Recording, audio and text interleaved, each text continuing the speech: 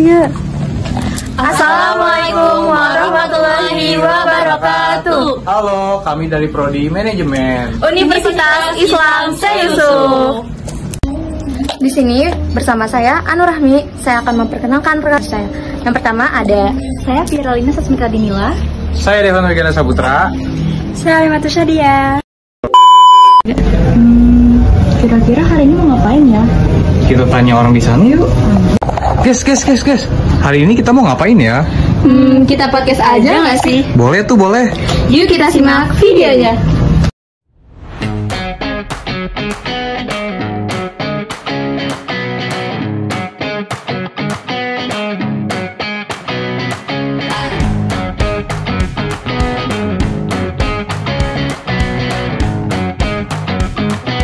Assalamualaikum warahmatullahi wabarakatuh. Waalaikumsalam warahmatullahi wabarakatuh. Halo semua, selamat datang di podcast channel Si Abah. Perkenalkan, nama saya Halimatu Syadia, Prodi Manajemen Universitas Islam Syekh Yusuf. Bersama rekan saya Devan Regina Saputra dari Prodi Manajemen Universitas Syekh Yusuf.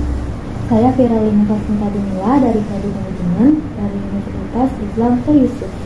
Di sini kami bersama dosen pengampu kami yaitu Abah Abdillah Sani. Di sini kita akan berdiskusi mengenai suara rakyat. Suara rakyat mengenai aspirasi, pendapat, dan juga harapan masyarakat yang disampaikan.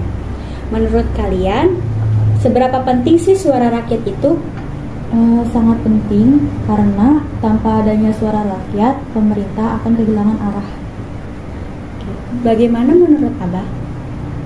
Oke, suara rakyat ya, berarti hak rakyat untuk ikut berpartisipasi di dalam pelaksanaan undang-undang. Suara rakyat memang sangat penting dalam demokrasi. Justru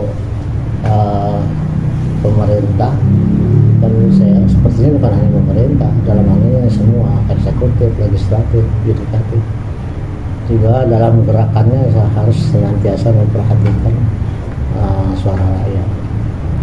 Ada satu istilah namanya Vox Populi Vox Dei, artinya suara rakyat adalah suara Tuhan. Ya.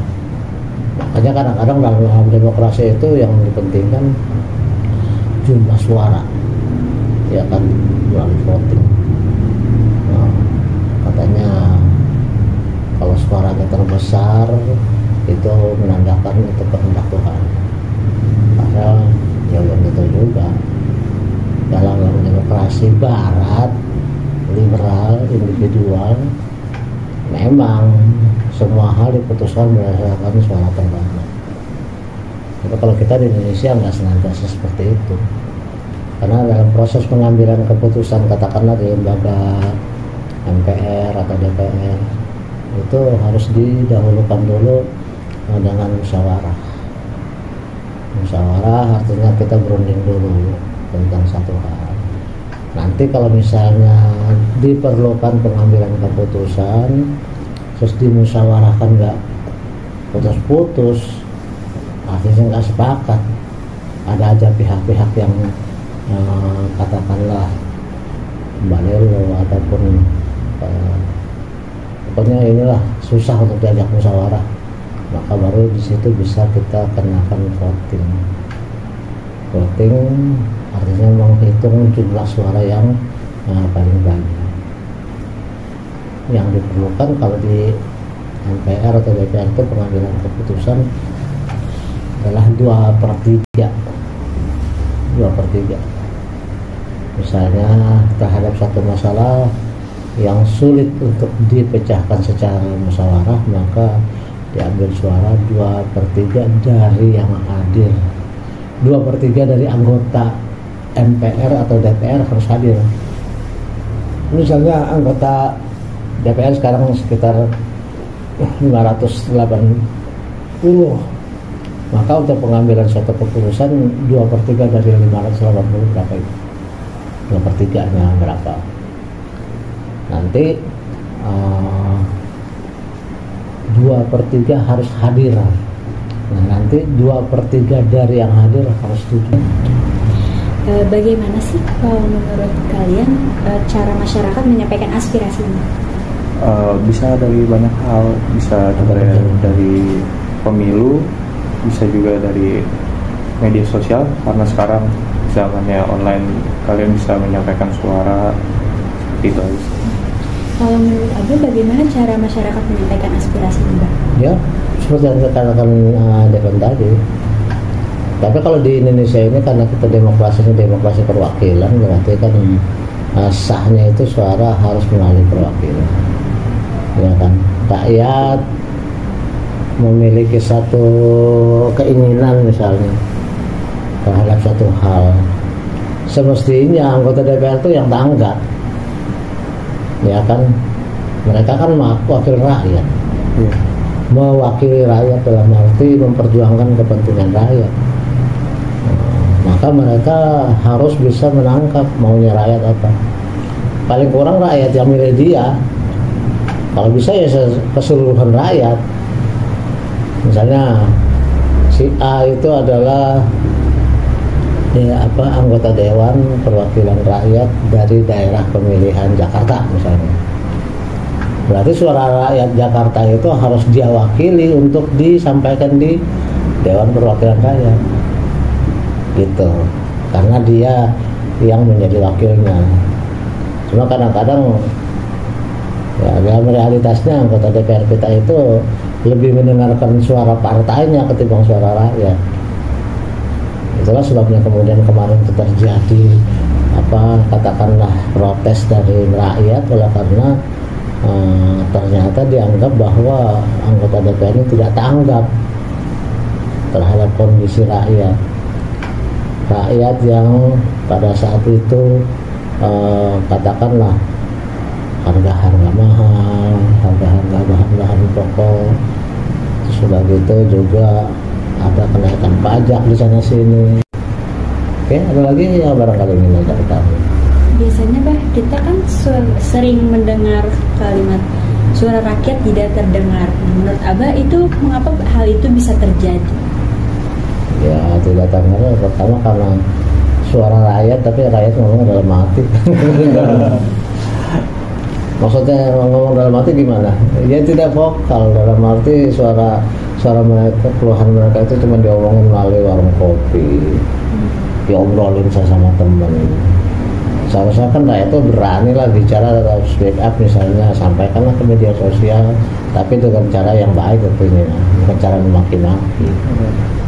Atau sampaikanlah misalnya persuratan, petisi-petisi untuk melakukan perbaikan tentang keluhan-keluhan mereka.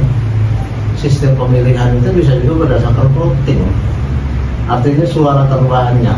Artinya ketika dalam pemilu yang penting kan suaranya banyak, berkualitas atau enggak calonnya itu kan nomor sekian, yang penting suaranya memenuhi jumlah berapa sehingga terpilih dia.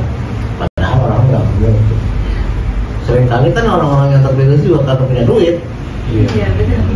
Ya kan dia bisa beli suara, bagi amplop, atau dia orang yang public figure kayak artis-artis karena dikenal. Padahal dia dikenalnya kan karena artis, dia bukan karena kemampuannya. Pilihlah dia, maka ketika dia jadi anggota DPR jadi ini, ya mungkin dia pertama tidak tanggap, kedua memang tidak ngerti. Makanya suara rakyat jadi nggak kedengeran jadi. Karena dia artis, dia pakai headset terus jadi. Pakai headset dalam arti ya dia lebih sibuk sama dirinya sendiri. Kalau semestinya mereka yang membaca situasi real di dalam masyarakat nyata seperti apa, mereka bertugas untuk mewakili rakyat yang diwakili supaya kondisinya berubah.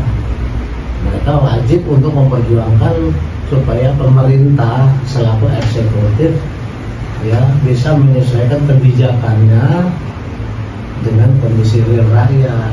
Yang ngomong itu mestinya anggota DPR. Jadi ini kan terbalik, ya kan, kondisi seperti itu anggota DPR-nya tidak tanggap, malah mereka dikasih kenaikan tunjangan. Rakyat merasa tidak diperjuangkan, malah seolah-olah dipamerin gaji wakilnya gede, ya, sementara rakyatnya sendiri susah. Ini yang bikin jadi rakyat kemarin marah gitu kan. Jadi cara menyampaikan yang sebenarnya kalau melalui mekanisme konstitusional ya semua anggota DPR itu harus tanggap terhadap kondisi rakyat, paling tidak di daerah di mana dia mendapatkan suara. Tadi ditunjuk oleh orang Jakarta untuk menjadi wakil Jakarta di DPR kan gitu kan. Ya kan, ada wakil Jawa Tengah di DPR. Harusnya dia memperjuangkan rakyat dia, bukan memperjuangkan kepentingan sendiri. Yang terjadi kan kayak gitu, memperjuangkan kepentingan sendiri sementara kepentingan rakyat yang dia sendiri minta suaranya kan agak aneh. Ketika perlu di dalam suatu pemilihan dia datang-datangnya rakyat. Ya kan? Begitu terpilih dia nggak peduli rakyat. Nah, jangan salahin rakyatnya malah. Itu yang terjadi di berbagai negara, seperti Nepal, ya, seperti Prancis, seperti di banyak lagi negara-negara yang sekarang ini rakyatnya pada marah oleh karena merasa suaranya tidak didengar, malah pejabatnya flexing. Begitu ada protes, kalau gitu bubarkan aja DPR. Itu kan sebenarnya kan hanya maksudnya DPR dibubarkan secara konstitusional nggak bisa, karena demokrasi kan harus ada eksekutif, yudikatif dan legislatif. Ya kan, negara kita adalah negara demokrasi. Ya kan? Nah seperti itu cukup, tapi kan cukup pas-pasan. Dicukup-cukupin istilahnya. Oh dari mana lagi kalau nggak dicukup-cukupin kan? Iya. Nah, kemudian sementara pejabat yang kemarin datang minta suara kita tiba-tiba flexing di depan kita, punya mobil mewah, punya rumah sampai 150 miliar, kan gila aja itu. Ya kan, punya rumah 150 miliar, rakyat aja banyak yang nggak punya rumah. Boro-boro punya rumah. Dulu dijanji katanya DP 0%. Ternyata setelah jadi katanya hanya untuk bisa yang penghasilannya di atas 7 juta. Di atas 7 juta, awalnya belum tentu tahu. Kalaupun di atas 7 juta, ya 10 juta zaman sekarang juga nggak cukup.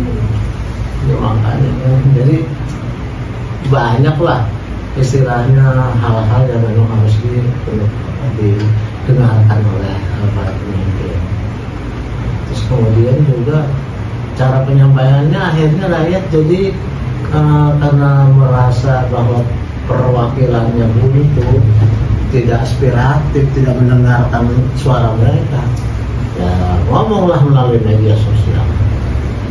Ya kan, ngomong di media sosial juga terancam undang-undang ITE kan.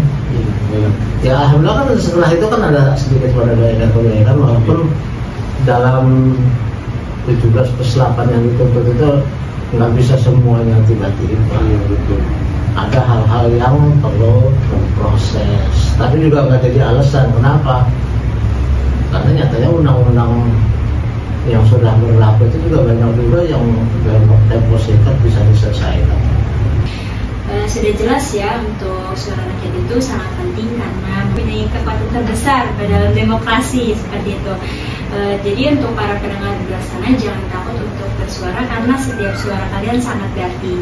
Oke, mungkin cukup sekian dari kami. Wassalamualaikum warahmatullahi wabarakatuh. Waalaikumsalam warahmatullahi wabarakatuh.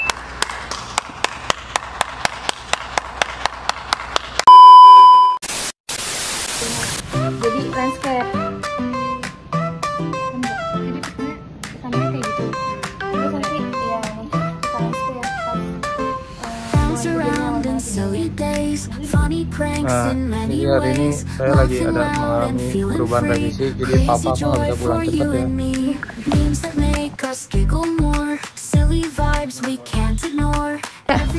Sekian dari kelompok kami, semoga videonya bermanfaat. Wassalamualaikum warahmatullahi wabarakatuh.